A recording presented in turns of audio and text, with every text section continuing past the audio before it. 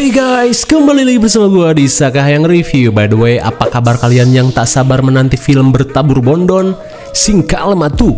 Dan kali ini Sakahayang akan mereview sekaligus membahas film yang bisa menyegarkan mata kalian berjudul Model House 2024, di mana film ini menceritakan sekelompok model foto majalah lecek saat menjalani kesehariannya di asrama model. Namun ada sesuatu yang mengintai ketenangan mereka. Penasaran dong seperti apa kisahnya?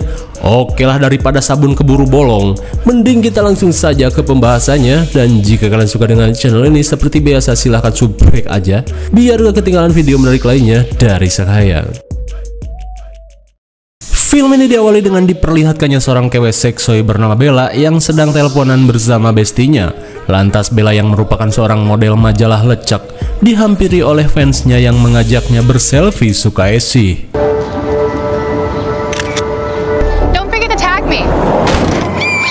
Eta si goodbye. Akibat meleng dan terlalu kepedean, keseksian dan ketenarannya pun harus berakhir dan pergi ke alam barzah tanpa membawa itu semua. Hingga kabar kematian Bella menggemparkan media dan menjadi kematian paling tidak terduga dalam sejarah permodelan. Kemudian scene beralih pada seorang model berambut sarang burung bernama Zoe yang sedang stalking Instakilo milik almarhumah Bella. Tak lama kemudian datang model cantik bernama Nadia yang menyambut kehadirannya. Rupanya Zoe merupakan seorang model pengganti untuk menggantikan posisi Bella, dan entah nasibnya akan tenar melalui jalur musibah, ia pun tidak terlalu begitu berharap.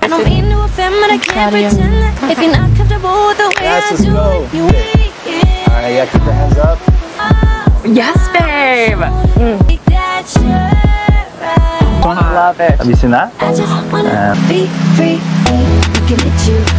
Zoe, I need you front and center for this. Come on.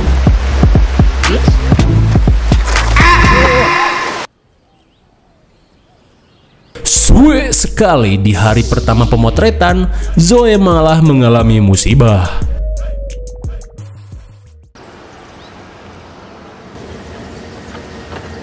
Singkat waktu, dengan kaki yang harus dibalut sepatu pengkor, Zoe baru saja tiba di sebuah mes khusus para model. Hey, ladies.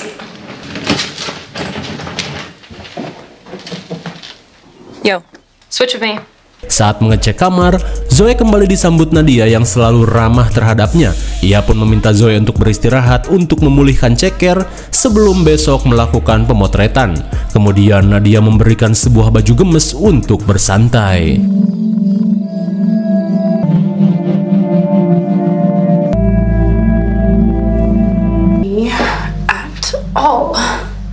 Di malam harinya, sontak Nadia pun merasa kagum dengan Zoe yang bersetelan gemes serta dengan gaya rambut Mickey Mouse. Setelah memotret Zoe, Nadia pun langsung mengajaknya berkumpul dengan yang lainnya. Sesaat kemudian, Neng Turdi merasa khawatir dengan cedera yang dialami Zoe. Namun hal itu bukanlah sebuah hambatan karena pekerjaan yang mereka lakukan hanya memamerkan body dan keglowingan wajah saja. Di saat itu pula, model Tobrut bernama Carla sedang asik video callan dengan si Ayang. Tak lama kemudian, Turdi menanyakan akun Instakilo milik Zoe. Dan setelah diberitahu, Sydney pun heran dengan followers Zoe yang sangat sedikit dan belum centang biru. Tidak seperti dirinya yang memiliki jutaan pengikut dan tentunya checklist jeng. Namun Turdi membela Zoe yang namanya juga model baru nanti juga akan tenar seiring banyak postingan konten Tobrut dan knalpot racing.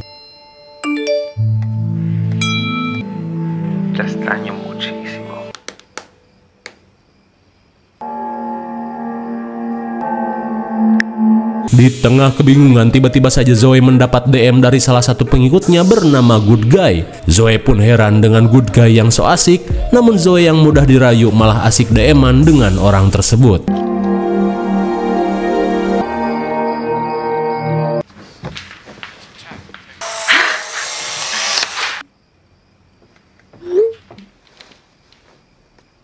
Terlihat mereka berusaha menggoda Zoe yang dirasa sedang PDKT.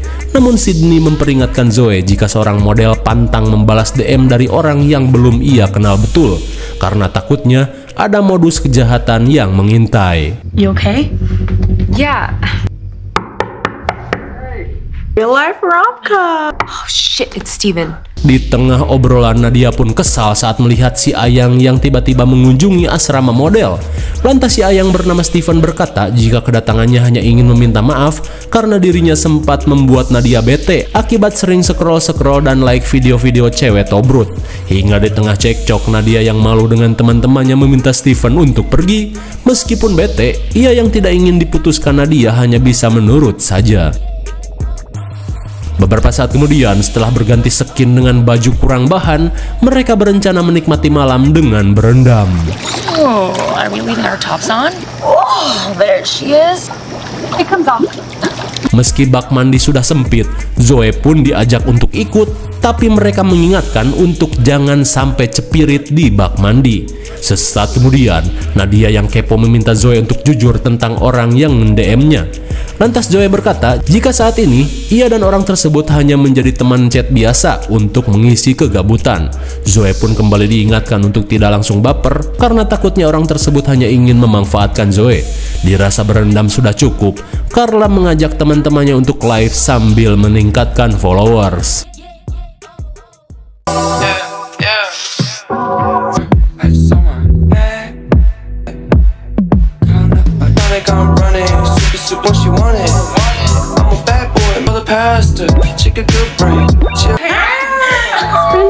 Has anyone seen my jump rope? Setelah cukup menambah followers, Carla yang tak puas tetap lanjut melakukan live tobrut. Kemudian ia pun dihampiri Sydney yang menegurnya untuk tidak terlalu berlebihan. Namun bukannya menerima, Carla malah melakukan body gaming pada Sydney yang memiliki tubuh seperti Ricky si Smackdown. Ia pun menganggap Sydney hanya iri dengan bodinya yang aduhai. Mendengar hal itu, jelas saja Sydney tersinggung dan langsung pergi keluar. Carla. Di tengah rasa kesal, Nadia berusaha menenangkannya dengan memberikan sebatang udud pahpir. Namun saat Nadia masuk ke rumah, Sydney pun heran saat melihat mobil seseorang yang baru saja tiba di tempat ini. Di tengah rasa oleng, Sydney yang kepo berniat mengeceknya. No. Oh my god! Tanpa diduga mobil itu milik seorang penjahat bertopeng ceringe.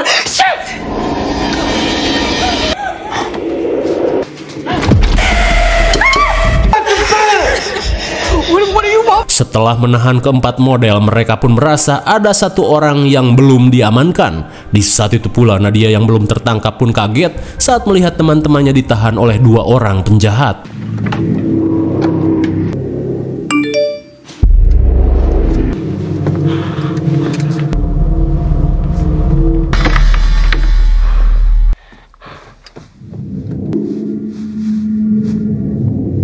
Dengan skill ninja warrior, Nadia pun berhasil mengelabui si penjahat.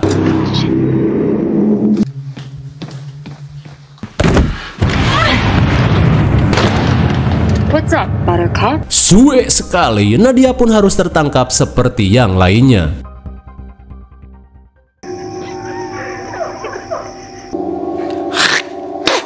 No. Setelah menangkap semua model, mereka yang sudah mengetahui popularitas para model ini berniat untuk memanfaatkan followersnya, di mana mereka akan membajak akun para model dan memposting sebuah link donasi dengan target $1 juta untuk meraup cuan dengan mudah. Dan jika targetnya sudah tercapai, para model akan dibebaskan dan para perampok ini akan kabur dengan menikmati uang para netizen. What are you doing? First! Third, I'm coming up with the perfect caption. Time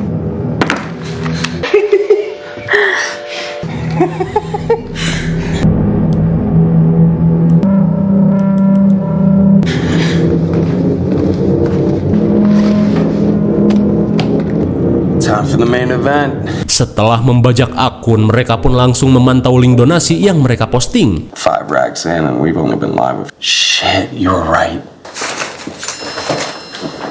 Dan benar saja, ide yang mereka lakukan berjalan sesuai rencana. Banyak para netizen caper yang terjebak memberikan donasi dengan harapan di-mention oleh idolanya. Sementara di sisi lain, Stephen pun kaget saat mengetahui Nadia sedang mengadakan donasi. Dirasa Nadia membutuhkan pertolongannya, ia pun berniat kembali untuk mengeceknya. Kembali ke rumah, para perampok pun terlihat kebingungan karena pendapatan saat ini masih jauh dari target. Lantas mereka berniat memanfaatkan Carla yang setiap live-nya bisa mencapai 10 juta penonton. Kemudian si perampok meminta Carla untuk melakukan live streaming agar donasi yang mereka lakukan cepat memenuhi target. Namun Carla yang kesal jelas menolak. Akan tetapi, Trudy yang muak dengan semua ini bersedia melakukan live supaya semua ini cepat berakhir.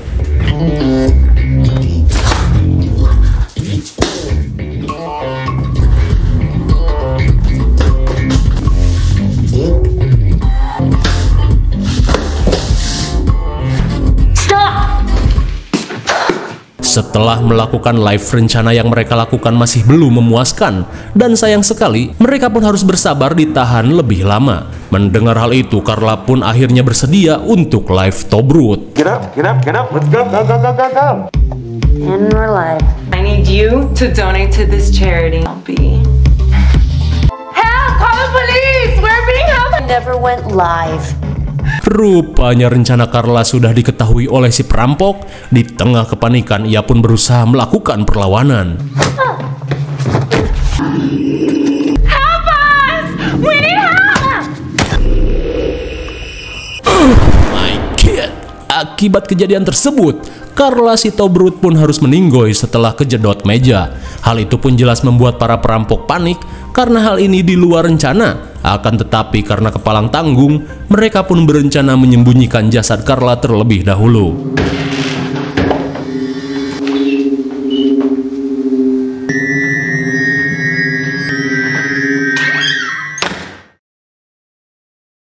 Singkat waktu, sontak mereka pun panik saat melihat Steven kembali datang ke tempat ini.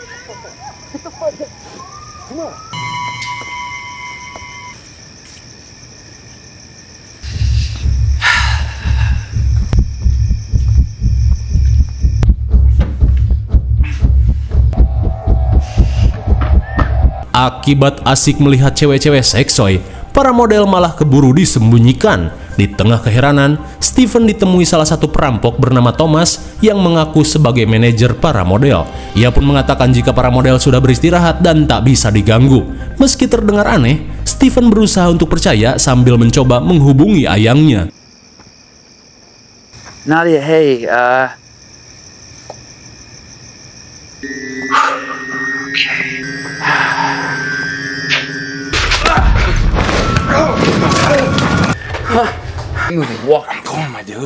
Setelah merebut pistol dari tangan Thomas, Steven langsung meminta para model untuk dibebaskan. Kalau tidak, kepala orang ini akan meledak seperti balon hijau.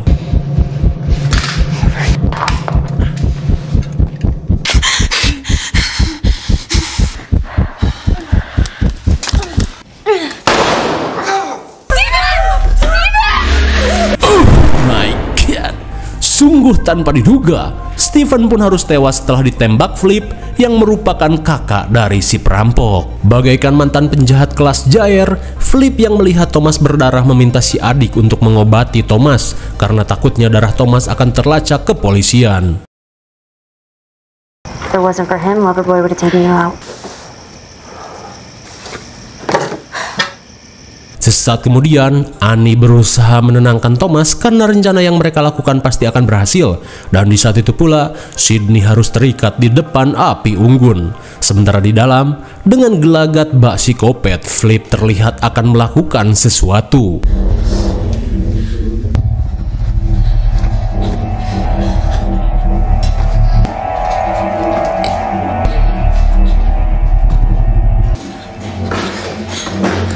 Dikira akan menggabrut para model, rupanya Flip berniat membersihkan noda darah. Melihat kesempatan ini, Zoe diminta teman-temannya untuk mengambil pistol yang tersimpan di meja. Meskipun ngeri, Zoe berusaha memberanikan diri.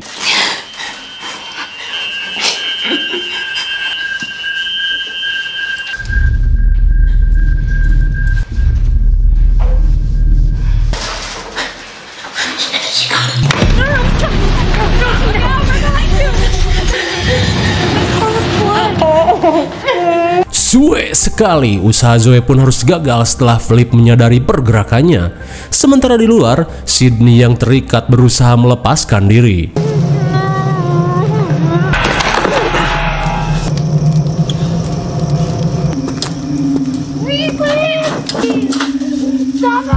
Saat Thomas masuk, Annie yang menyadari Sydney telah melihat wajahnya langsung melakukan hal yang ekstrim.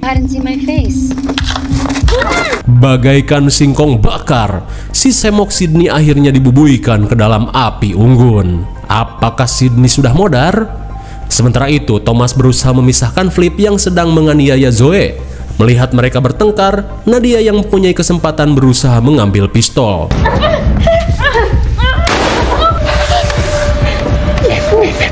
Dari kejadian papuket itu, Annie pun harus mengalami mules ekstrim. Takut para model kembali memberontak, Thomas meminta Flip untuk mengikat mereka.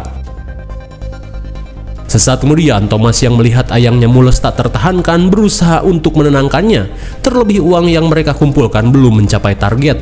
Hingga saat Flip datang, ia pun meminta Thomas untuk pergi, sementara ia akan memberikan pelajaran untuk adiknya ini.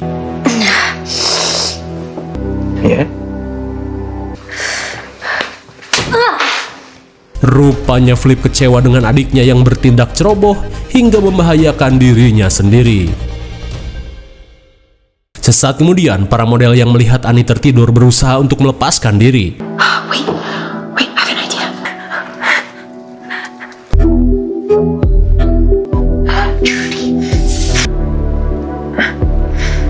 Hingga sesaat kemudian, Flip yang datang mengecek para model diberitahu jika Turdi mengalami mules mencret dan ia ingin izin pergi ke toilet.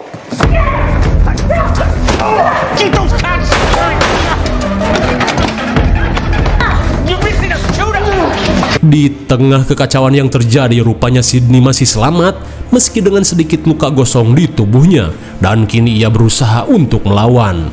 Sementara itu, Turdi yang bersembunyi berusaha mencari sesuatu untuk melakukan perlawanan. Hey, what are you doing?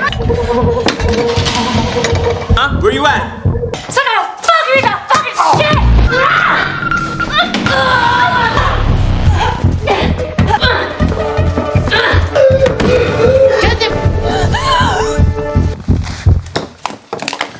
Akhirnya Sydney yang kesal pun berhasil membalaskan dendamnya terhadap Annie.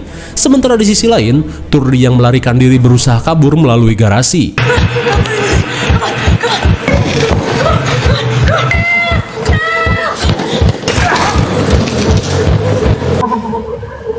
Sungguh mubazir, Turdi si seksoi pun harus meninggoy di rujak Flip. Beberapa saat kemudian, sontak Thomas pun syok parah saat melihat ayangnya terkujur kaku. Saat dirinya terpojok, Thomas pun memilih untuk menyerah. Singkat waktu, mereka yang berhasil mengikat Thomas berusaha untuk membuat Flip menyerah. Okay. Take it easy, you're in control. You're in control. Are you gonna shoot me? You fucking... Oh shit!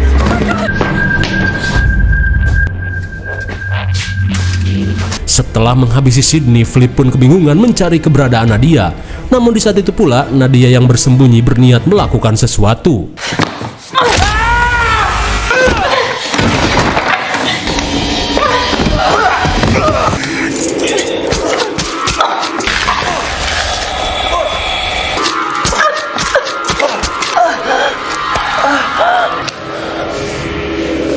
Meskipun matanya mengalami picek sebelah, Flip yang sempat keenakan berhasil menyucuk Nadia. Kemudian, Flip yang merasa kelilipan bergegas ke toilet untuk mengecek luka di matanya.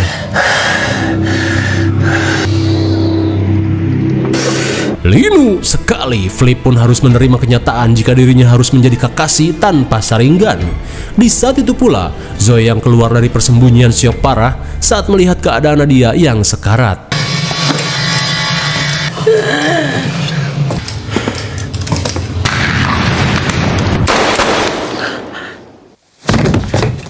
Berkat bantuan Thomas yang kini sadar, akhirnya Zoe pun sempat menembak si pecak Flip yang akan menyerangnya. Namun Zoe pun harus kehilangan Nadia yang tewas akibat kehabisan darah. Lalu Thomas yang takut ditangkap polisi meminta pada Zoe untuk melepaskannya. Lantas, Thomas berusaha meyakinkan Zoe dengan berkata, jika semua ini merupakan rencana Annie yang terobsesi pada Zoe dan teman-temannya yang memiliki followers banyak, hingga Annie memiliki rencana jahat yaitu dengan memanfaatkan followers Zoe dan yang lainnya untuk menarik uang donasi. Dan itu semua diawali dengan dirinya yang menyamar sebagai akun good guy yang nge-DM Zoe. Mendengar hal itu sontak Zoe yang kesal menanyakan keberadaan Annie untuk dihabisi. Namun Thomas berkata jika saat ini Annie sudah mati di lorong.